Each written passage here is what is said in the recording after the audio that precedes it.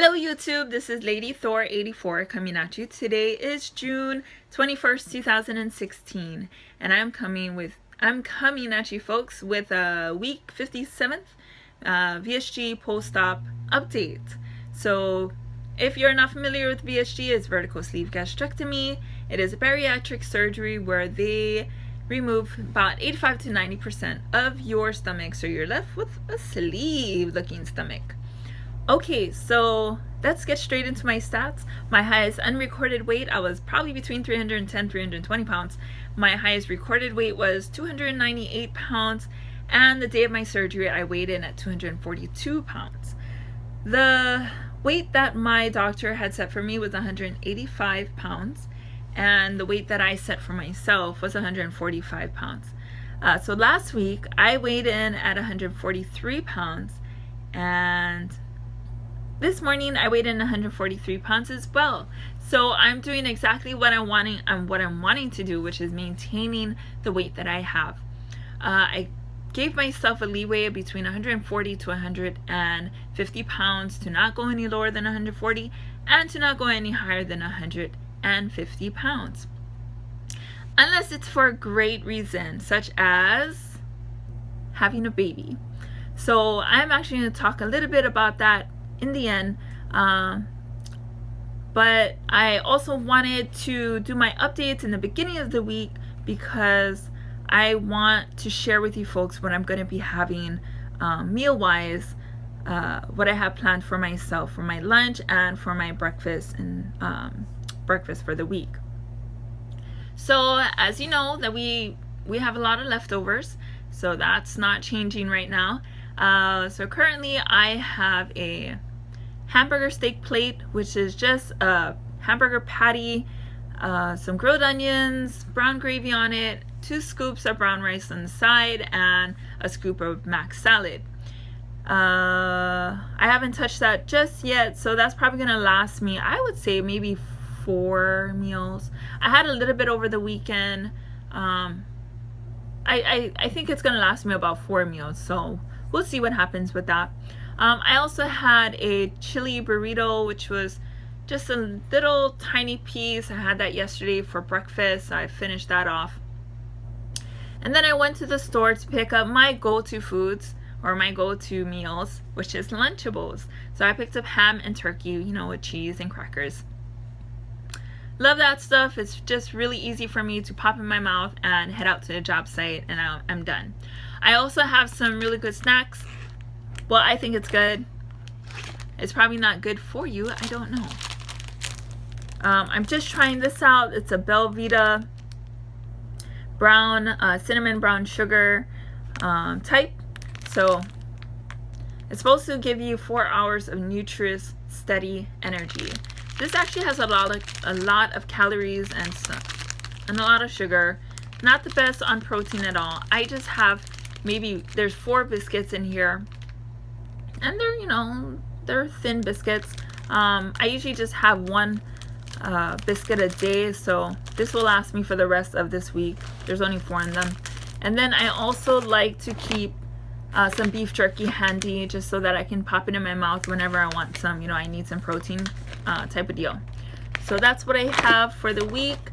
As you know, I love to save my dinner meals with my husband. I just love having, you know, dinner with him. So I save that time so that him and I can go and eat.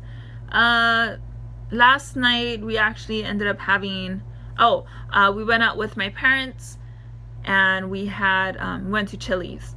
So over there we had fajitas, which came with prime rib cubes, some shrimp and chicken, and then also an explosive salad, which came with lettuce, corn, a little dressing, and some cheese quesadillas. So I ended up having 2 of the triangle quesadillas, 2 cubes of prime rib, and 2 shrimps. So that was very good. I actually ended up feeling a little like I had too much, so I stretched my sleeve a little bit too much that day. So that's what I'm gonna have for the week. That's what I have planned. And yeah, so this is my disclaimer. This is what I wanted to talk about. This is the main reason I want to, you know, not only to give my updates, but I also want to let you folks in on something that we are doing currently, my husband and I. So the disclaimer is, if you do not want to hear anything about menstruation, about periods, about Shark Week, anti-flow, what else would they call it, pregnancies, babies, any of that, if you're not interested in that, I would suggest you to cut the feed now, because that's exactly what I'm going to be mentioning from now in this video. So yeah, if you're not comfortable in hearing that, you can cut it. I'm not gonna feel hurt or anything. So yeah, I struggled with being able to share this, but I felt that, you know, if this is going to help someone out there that's going through the same thing as us, then so be it. That's one of the main reasons I'm trying to post these up, is if I can help someone out there that's going through the same things as us, then why not? And then also as well, if they are going through the same things, then maybe you could reach out and let me know what you've been going through, so that it can help me as well. Okay, so yesterday I had 2 appointments, and one of the appointments was just to check up on my yearly update with my VSG doctor, and then that went well, by the way. And then my second was with a reproductive specialist.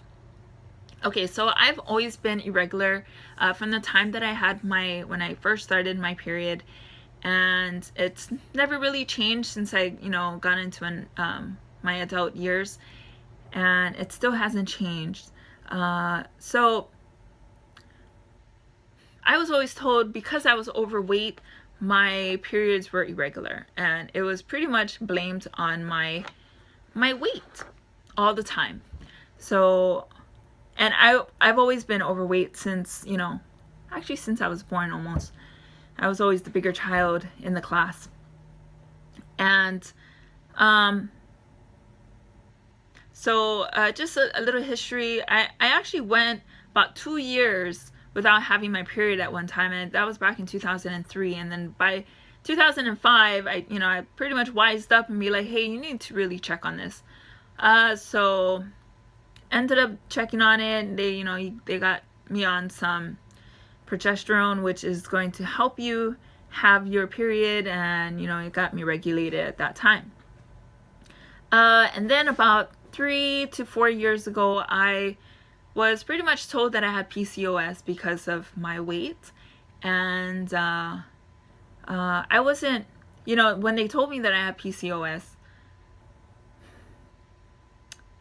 I wasn't happy with that, of course, because that in my head told me, oh my God, we're not going to be able to have children, and it's going to be all on, my husband and I have always wanted a big family, always wanted, kids. So I was devastated when I heard those, those words.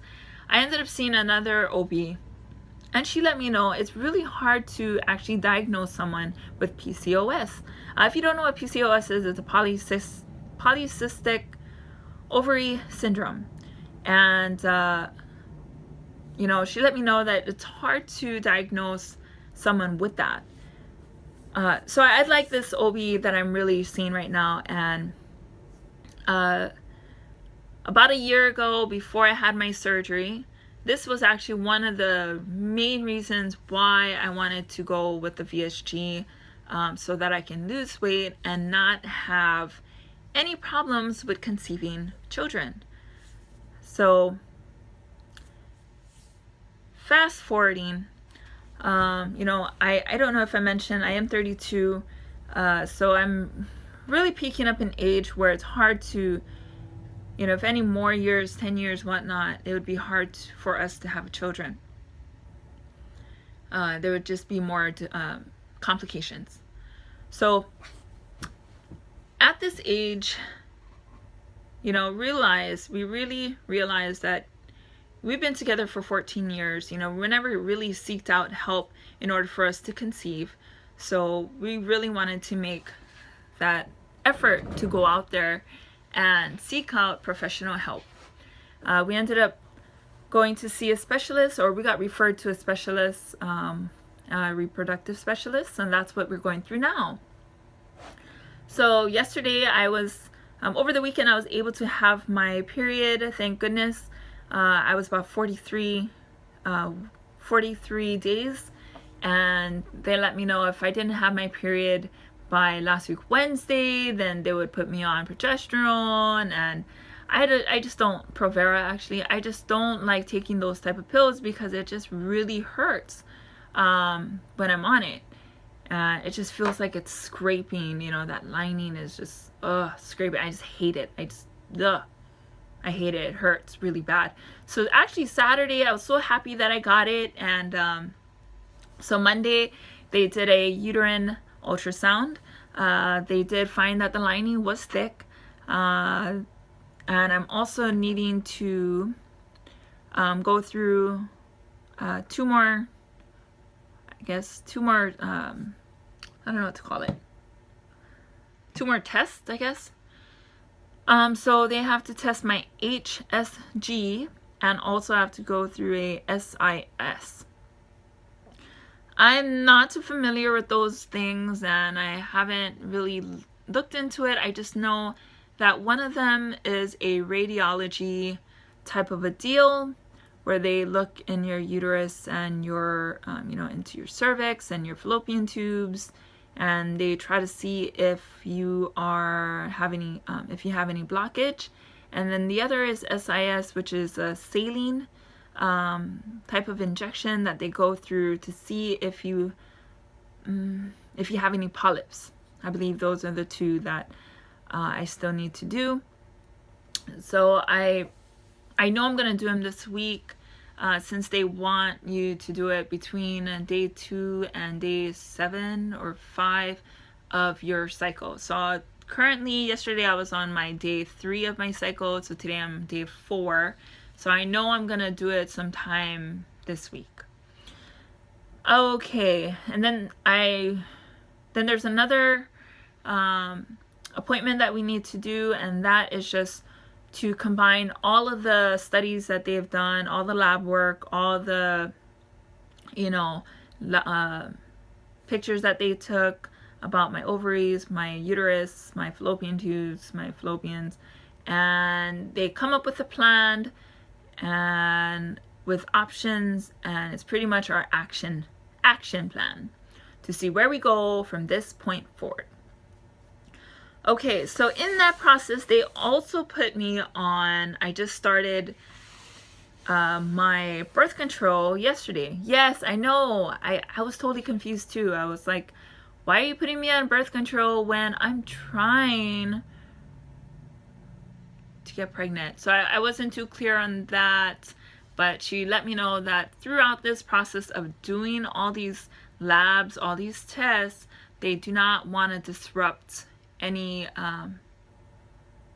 I guess they wouldn't want us to get pregnant this time because something bad really could happen if we did get pregnant. So I understood that. I was like, okay, I get it.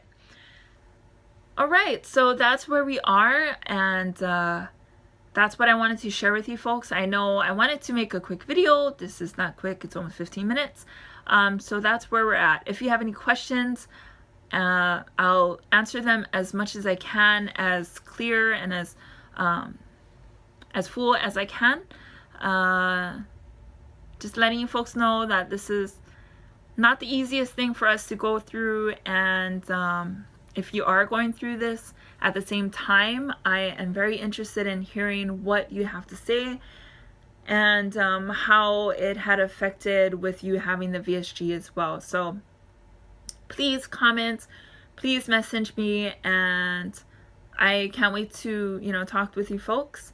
and let's see what happens in the next coming week, and then hopefully I have something to update with you folks next week. Alrighty, thanks guys. Aloha, bye.